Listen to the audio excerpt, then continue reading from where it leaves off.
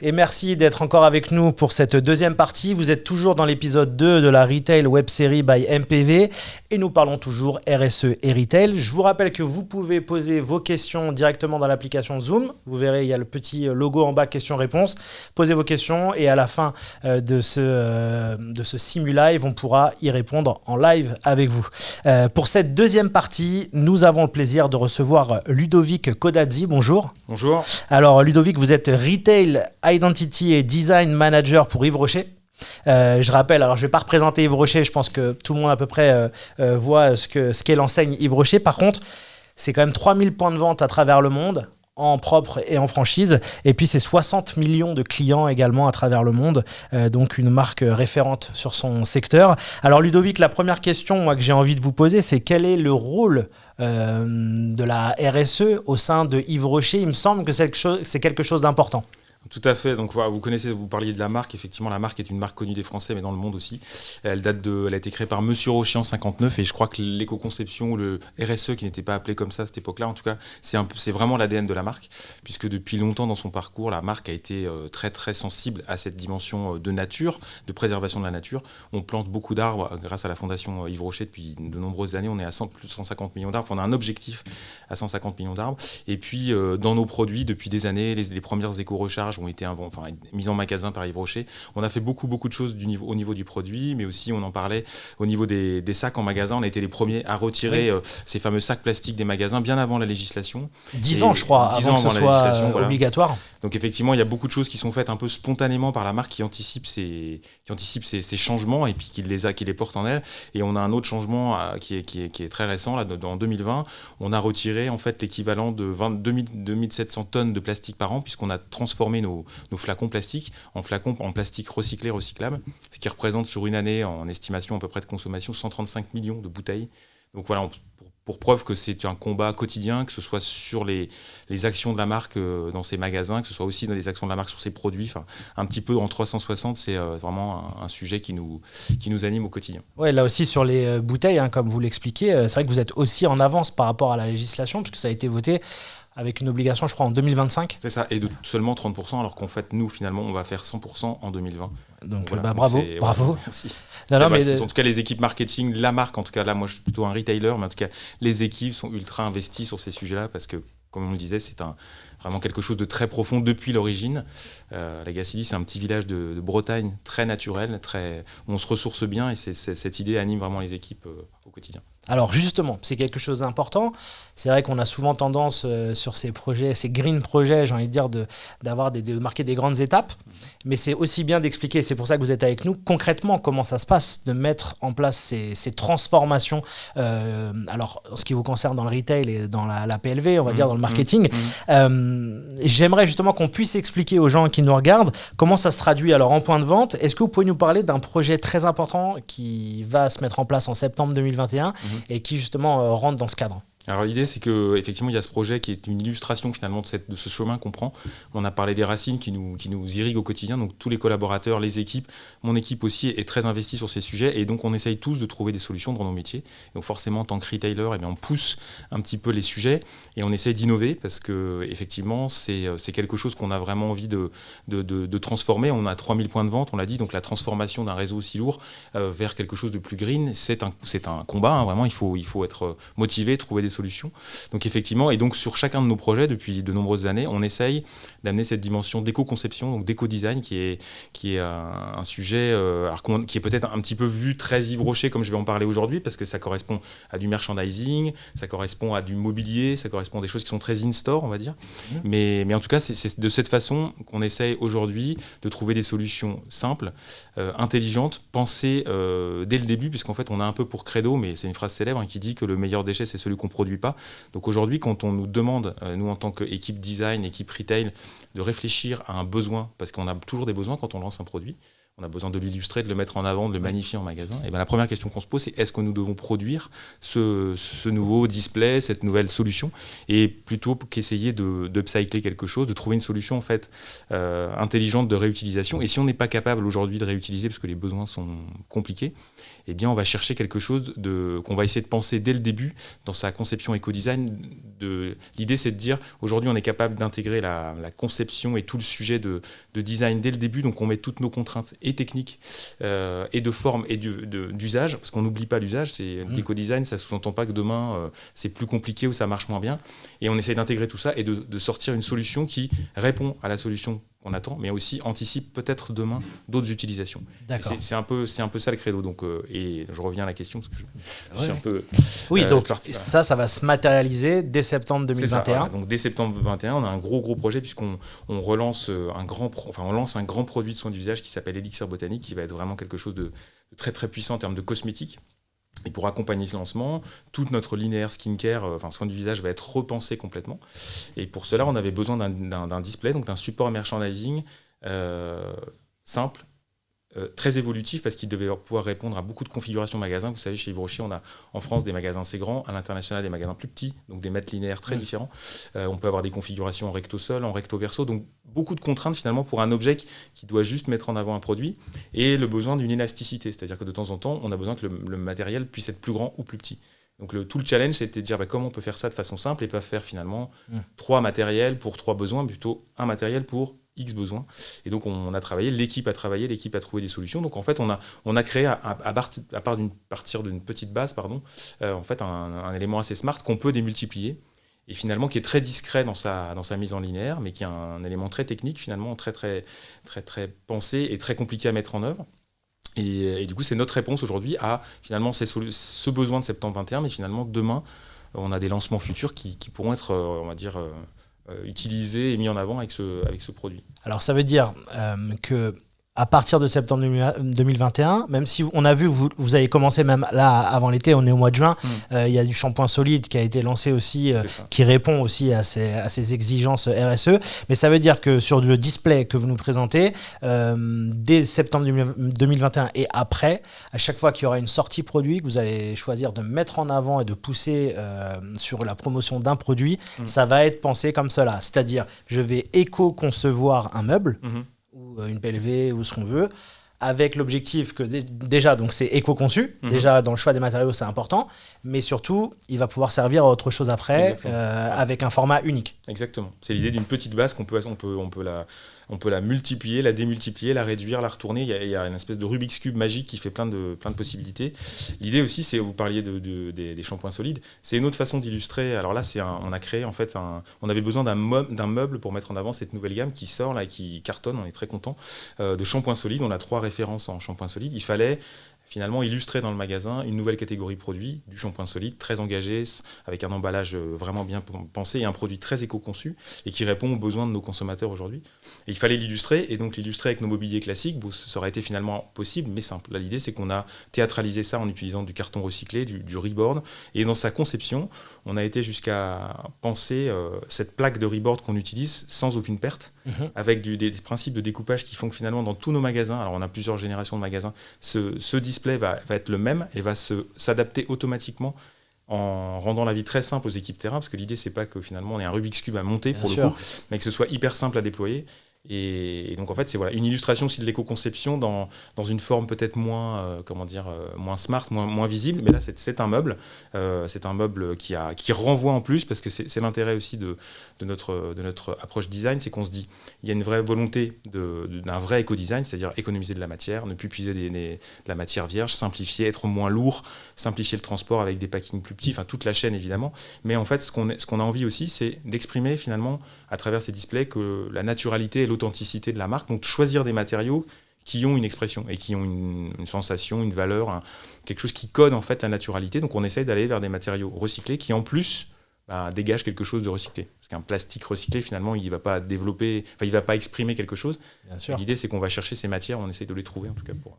Et justement, dans ces projets-là, ces deux projets qu'on évoque là, est-ce qu'il y a aussi l'après point de vente, c'est-à-dire sur le recyclage, comment ça se passe une fois qu'on n'aura plus besoin dans les points de vente de ces meubles ou de ces présentations, comment est-ce que vous l'organisez? Alors aujourd'hui, en fait, l'idée c'est qu'on travaille sur ce qu'on livre en ce moment là, c'est complètement démontable, c'est pensé sans colle, sans stickers, sans éléments qui les rendent finalement inséparables. Et du coup, finalement, quand on est en fin de vie, on a juste à dire à nos équipes magasins de séparer les éléments. Et alors que finalement, dans le passé, on livrait quelque chose de très qualitatif, mais en fait, en multimatériaux et quasiment jamais recyclable. Donc là, finalement, on appréhende cette idée de la fin de vie dans nos magasins. Et c'est vous-même qui organisez après la récupération dans les points de vente des éléments? Alors typiquement, là, on a un exemple sur un autre projet qui est un projet de maquillage. En fait, on a lancé en février 21 une nouvelle gamme de maquillage dont le déploiement va durer assez longtemps. Et en fait, le premier temps, c'était le segment yeux. Donc on a lancé des mascaras et beaucoup de produits maquillage. Et en fait, quand on lance des nouveaux produits en maquillage, forcément, il faut enlever ce qu'on appelle une platine chez nous. Enfin, c'est un meuble plastique dans lequel on met les produits en testing et en stock. Donc on les a récupérés. Et en fait, au lieu de les jeter comme on aurait pu le faire par le passé, on s'est dit, on va les récupérer.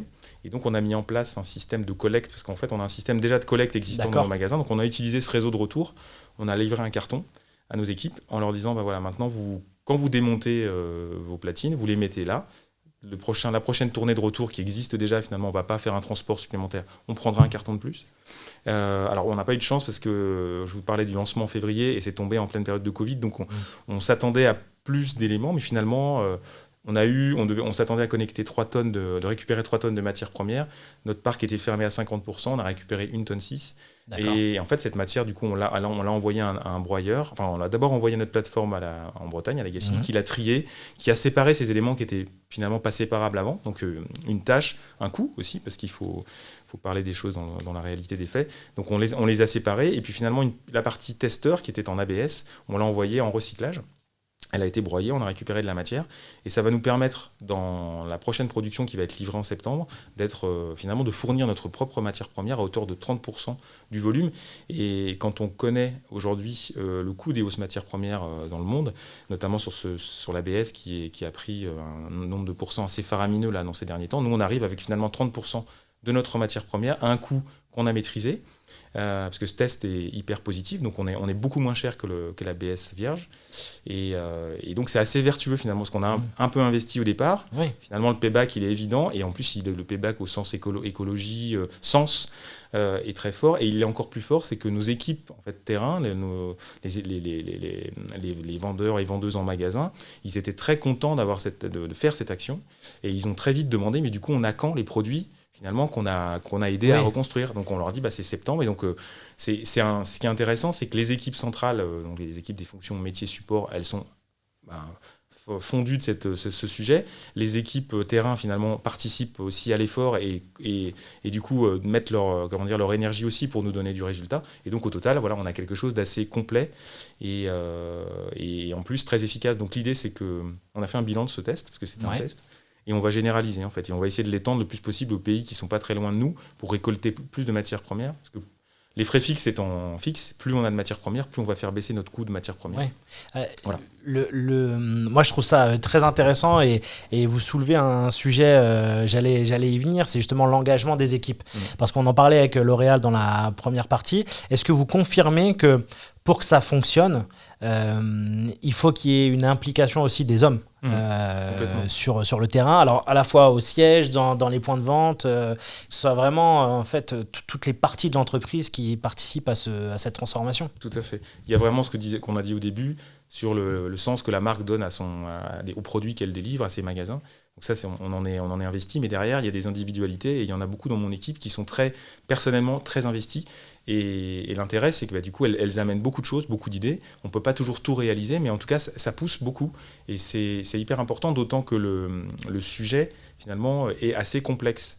Quand on commence à s'engager dans l'éco-design, on évite, quand on choisit des matériaux, par exemple, nouveaux, qui ont une certaine souplesse, une certaine élasticité, alors qu'on prenait des plastiques ou des métaux quand vous produisez un display en PET par exemple, il est toujours aux cotes. Quand vous allez dans du carton il y a une petite tolérance. Donc quand vous ajustez des éléments dessus, ça devient plus compliqué. Donc ça demande un peu plus d'explications aux équipes terrain, parce qu'on leur dit, voilà, on ne vous livre pas un tout en un, mais on vous livre quelque chose qu'il faut poser, adapter, et puis surveiller, parce que c'est quelque chose de nouveau. Donc il faut que tout le monde ait conscience de participer à une espèce de mission globale, mais aussi, en tout cas, que le produit qu'on délivre soit vraiment nickel. Mais il y a cette idée vraiment d'aller chercher des solutions, parce que la petite base dont je parlais tout à l'heure pour le lancement de septembre, c'est quelque chose qui n'a l'air de rien, mais en fait qui prend beaucoup de temps à fabriquer, à penser.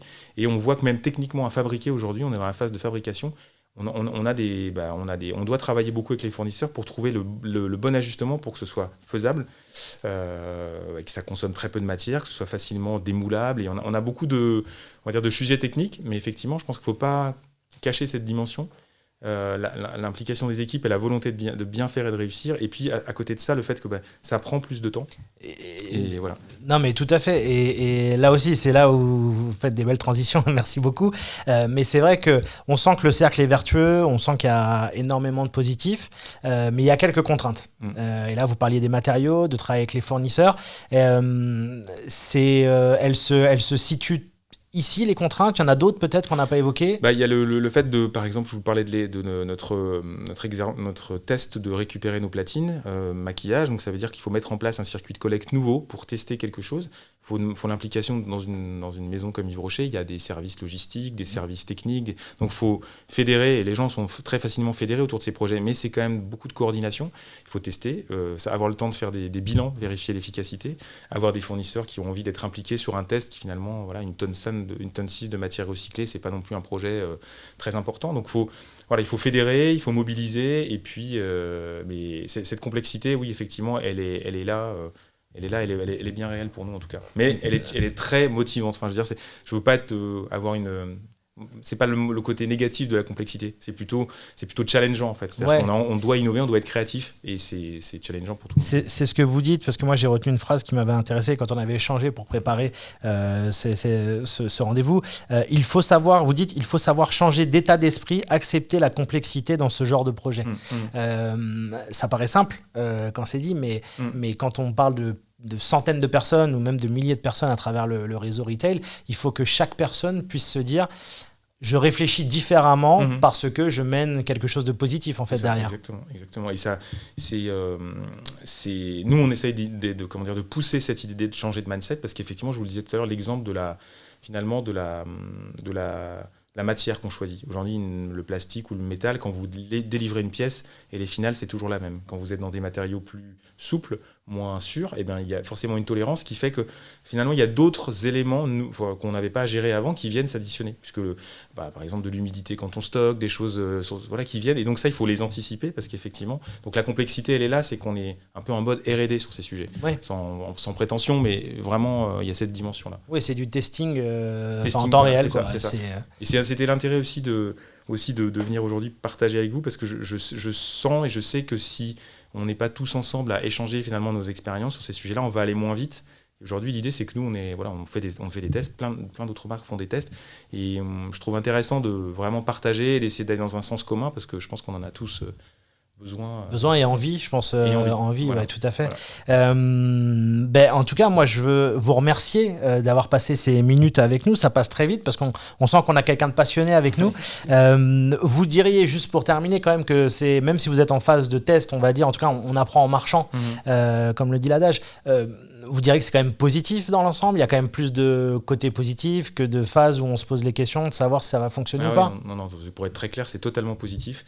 C'est totalement challengeant, motivant, donc c'est vraiment un souffle d'innovation qui est là. Et puis, je dirais, pour rassurer, parce que quand on est retailer, il y a plusieurs sujets qui nous intéressent. On parle d'une approche éco-conception, mais on est très attaché au prix des displays, des mobiliers qu'on fait.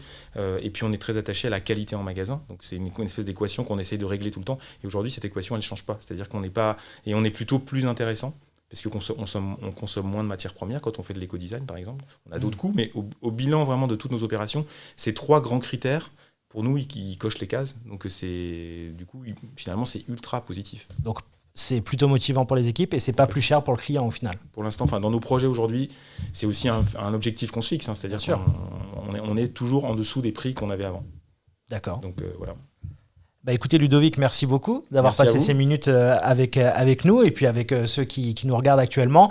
Bah, on va suivre ça dans le réseau Yves Rocher puisqu'il y a des choses qui vont s'activer à partir de la rentrée et puis c'est une nouvelle façon de penser. Donc tout ce qui va sortir en 2022 également, je pense que ça sera dans cet état d'esprit. Exactement. Merci beaucoup d'être passé par notre studio. On vous donne rendez-vous tout de suite. Si vous avez, je pense en plus que vous avez plein de questions à poser à Ludovic notamment. Donc on se retrouve tout de suite pour cet échange autour des questions-réponses. Et on vous donne rendez-vous pour le 3e épisode de la Retail Web Série by MPV. À très vite.